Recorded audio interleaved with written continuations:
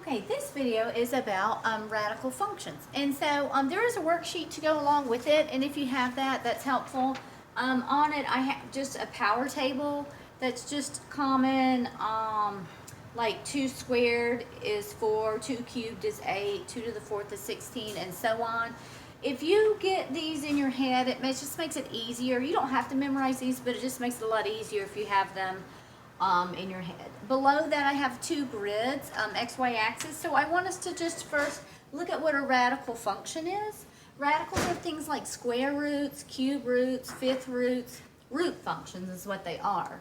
So here's just a radical expression. What if we have like the nth root of a? I just want to tell you what these are called. This little n right there, the number that appears right there, that is called the index. Okay, and a right here, the number that appears under the radical is called something, the radicand.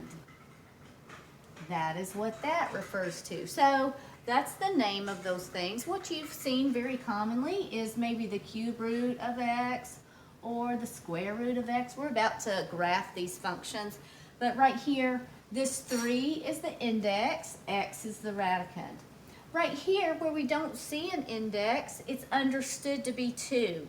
A square root is so commonly used, we just don't even put it on there because it's understood to be 2. So if you wanted to see the index on that, you could write a 2, but we understand that that means the square root. So first, let's graph a couple of functions, a couple of radical functions. How about the square root of x? We're familiar with square root. So let's just point plot a few of these values. And I'm going to pick some numbers. There are an infinite amount of numbers we could choose, but I'm going to choose some that are easy to take the square root of. So how about this? Let's start with 0 and 1 and 4 and 9. These are pretty good ones because it's easy to take the square root of these. The square root of 0 is 0. The square root of 1 is 1.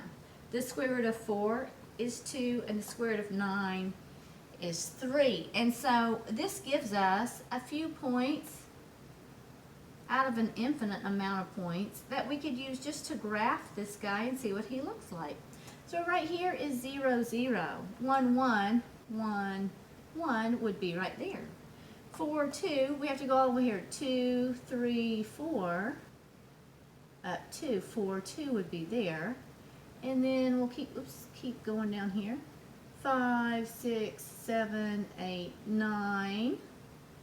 Up here at 3, 9, 3. Okay, so this is basically a picture of what the square root of x looks like. What is the domain of this function? What are the x values? Well, the x values are from 0 to infinity. Now, I did not choose any negative values from x on purpose because this function is undefined when x is negative. If you have the square root of a negative number like this, what this does is it turns it imaginary. This negative 1 is I times the square root of 4, and this is equal to 2i. We'll see this on a different video, but just understand that negative numbers are not in the domain of this function. So this is what it looks like. The domain is from 0 to infinity, and the range is from 0 to infinity. All right, let's look at a cube root of x. What if we have this function? F of x is equal to the cube root of x. What does this guy look like? All right, I'm going to put in some values for x, and we're going to take the cube root of x. Okay, I'm going to start here. I'm going to take negative 8, negative 1, 0, 1, and 8. These are pretty easy to figure out. The cube root of negative 8 is negative 2. The cube root of negative 1 is negative 1. The cube root of 0 is 0. The cube root of 1 is 1. And the cube root of 8 is 2. Now, let me just take a little aside and say, how am I getting these numbers out? Let's think about the square root. If I have the square root of 9. I think you guys all instinctively understand that that is equal to 3. But let's talk about why. Let's write the index on here. The index is 2, right? So we'll write our little 2 right there. The index, oops, that marker's dead. Let's write our little index right there of 2, 2. the square root of 9. That marker's not very good either. 2 square root of 9. To find the square root, can you rewrite 9 into something, into a power that matches that? See how this 2 matches that 2? Those are kind of canceling each other out. That's how we get the 3. So if we're taking the cube root of something, let's take 27. Can I write 27 into something to the power of 3? That would actually be 3 to the power of 3. Once 3 times 3 times 3 is 27. So once this index matches the power, I can pull one out. So that's how we're doing cube root. Why is it okay to have negatives under a cube root? Something with an odd index, it's okay to have negatives under there. Why? Well, because if this was negative 27, could I rewrite negative 27 into something with a power of 3? I could. Negative 3. Negative 3 times negative 3 times negative 3. Negative times negative is positive. Times another negative gives me negative 27. And so the cube root of negative 3 cubed is going to be negative 3. So that is basically why I can get negatives out. You could do the same thing with negative 8. This is what this graph, the cube root of x, will look like. I go all the way over to negative 8. 1, 2, 3, 4, 5, 6, 7, all the way here. And then I'm going to go, the y value is negative 2. I'm going to go down 2. So I've got to erase this part right here. Then negative 1, negative 1, negative 1, negative 1 would be there. And then 0, 0 is there. And then 1 would be here. And then I go 8, 2, 3, 4, 5, 6, 7, 8. I'm going to go up 2 would be here. So basically I get this kind of looking graph right there. Let's pretend like that hit the right point. This is what the cube root of x looks like. What is his domain?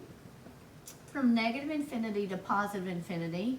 And his range will be as low as he wants to go to as high as he wants to go. Negative infinity to positive infinity. So that's a couple of radical functions and what they look like. Now let's practice the simplifying radical functions. So on your worksheet you have a few problems you can try and do. So let's look at that. I'm not going to do all of these. I'm going to do a few of these just to give you a feel for how it goes. I think that you'll understand how to do it, but this will be a good start for you to understand it. So what if we've got this one? Negative, what if we have to simplify? Negative the square root of 121, or negative the cube root of 125, or the square root of y to the 12th, or the cube root of negative 27, x to the 12th, y to the 9th, okay? Or the fourth root of a to the 16, b to the 4th, or the square root of 4 over 81, or the square root of 25 over 49. Okay, so I think that this is just a variety off your page, so let's talk about this. What is the square root of 121? It is 11. So here's how you think of radicals. Radicals, they're in the categories of exponents or powers. Radicals are fraction powers, and we're going to see that soon. They are fraction powers or exponents. So when you're doing order of operations, how do you interpret this? You do the exponent and then multiplication. Please excuse my dear Aunt Sally. PEMDAS, GEMDAS, BODMAS, whatever one you use. So you do the exponent first. So the square root of 121, you should do that first. That's 11, and then you do the multiplication. So it's a negative 1 times 11, or negative 11. Same thing here. What is the cube root of 125? And again, if you look at that power table, it'll make it quick. The cube root of 125 is 5. So this is going to be a negative 1 times a 5, or negative 5. Now this gets interesting. When we have the square root, it's 2 of y to the 12th. I'm going to show you the long way to do it and then a quicker way to do it. First, you could rewrite the square root of 12 into y to the 2 times y to the 2 times y to the 2 times y to the 2 times y to the 2. times y to the 2, because we know the exponent rules, when you're multiplying the same base, you can add. So we could say, how many y to the 2's could y to the 12 make up? 1, 2, 3, 4, 5, 6, because 2 plus 2 plus 2 plus 2 plus 2 plus 2 is 6. And so how many could we pull out? We could pull out 1 for each of these because the index matches the power. So how many y's are we going to get out? 6. We're going to get a y. These are going to come out. So then you would multiply these together, you get y times y times y times y times y times y, or y to the 6th. So this is equal to y to the 6th. A quicker way to do that would be to say, what is the index? 2. How many times does the index divide into this power? 2 goes into 12 6 times. This is y to the 6th. That's how I'm going to be doing it, but it's okay if you rewrite it like that each time if that makes more sense to you. Right here, the cube root of negative 27. The cube root of 27 is 3. The fact that it's negative is not a problem because this is an odd index. So this would be a negative 3. 3 goes into 12 4 times, x to the 4th. 3 goes into 9 3 times, y to the 3rd. How about this guy?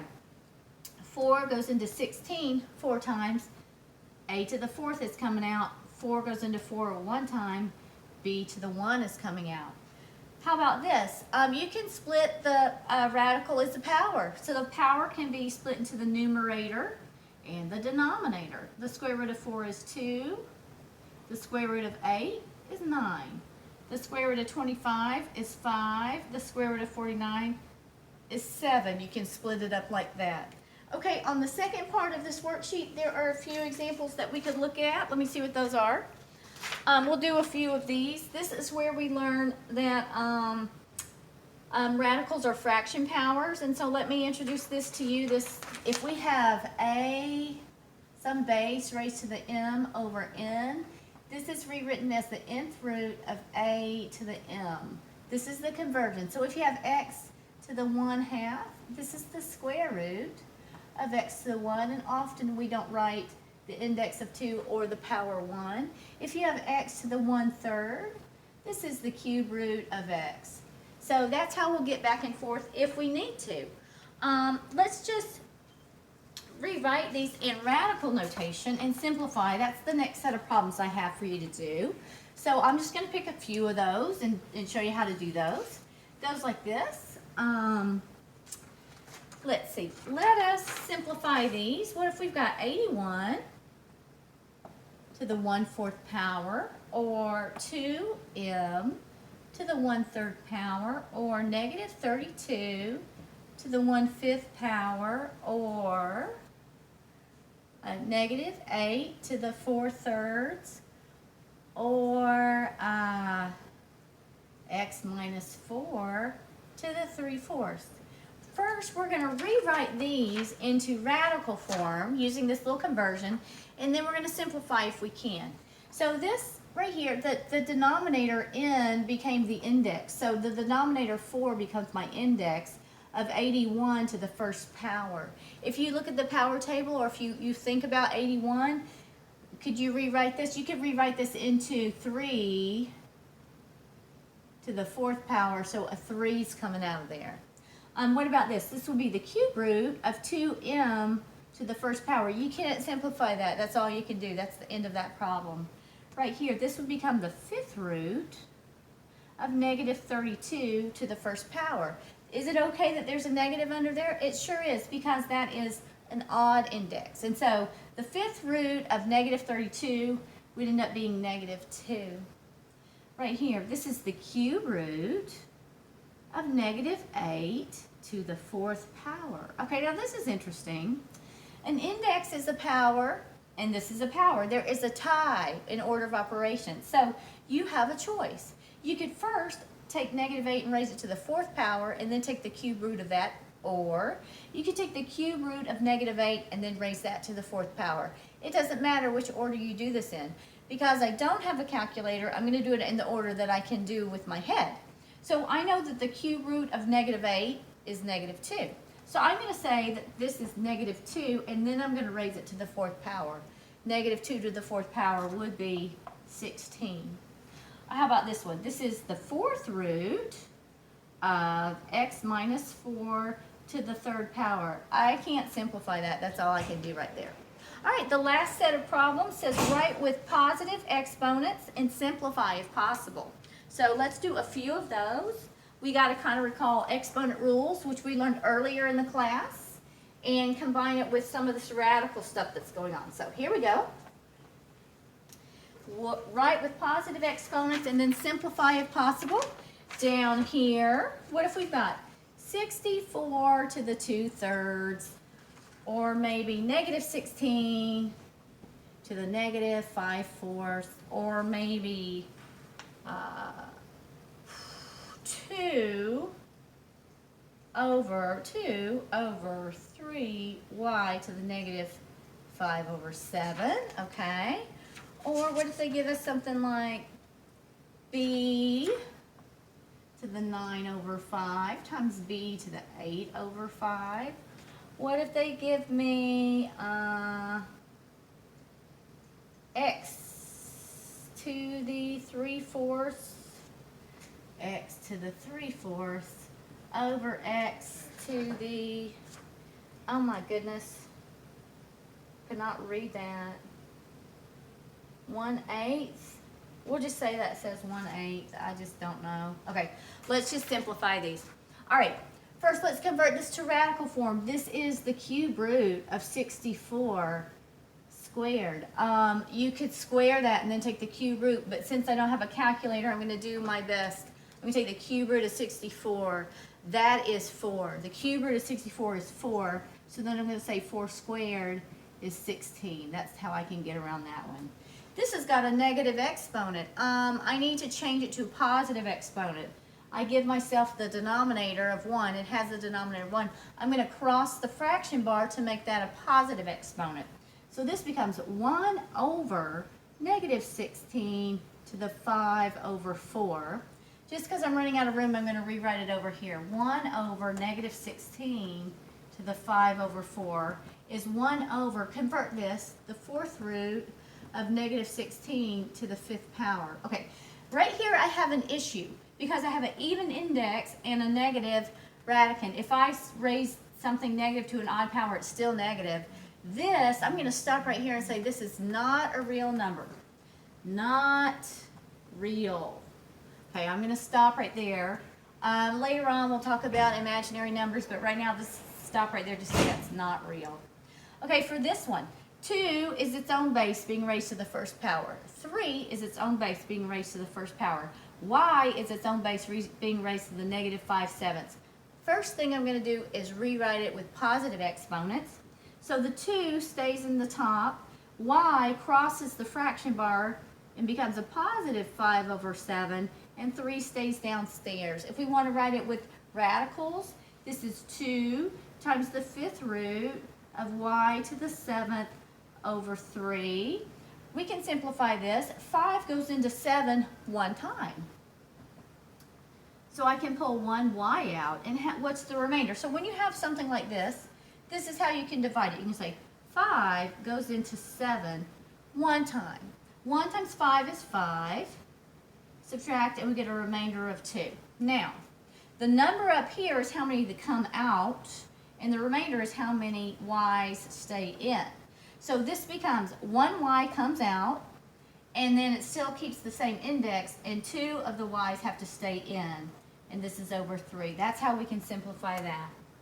Up here, this is these, if you recall the exponent rule, a base to a power times a base to a power, a to the n times a to the m can be combined into a to the m plus n. Those get combined. So this is going to be b to the 9/5 plus 8/5 is b to the 17/5. Okay, let's rewrite that. This is the 5th root of b to the 17.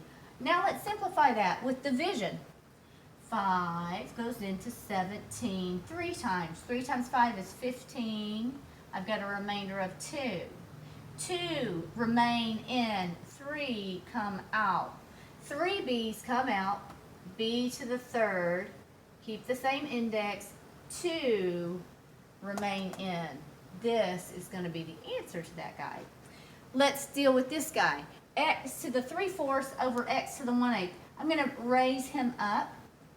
This becomes a denominator of 1. X to the 3/4 times x to the negative 1/8. It changed negative when it crossed the fraction bar. Okay, now I need to add those. How do I add these? I have to get a common denominator. So I've got 3/4 plus negative 1 over 8. Common denominator of 8.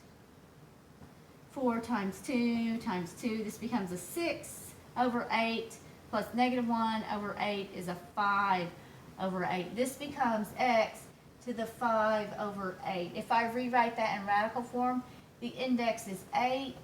X to the 5th, there are not enough x's to come out. It's going to stay just like that. Okay, so this is our introduction to radical functions.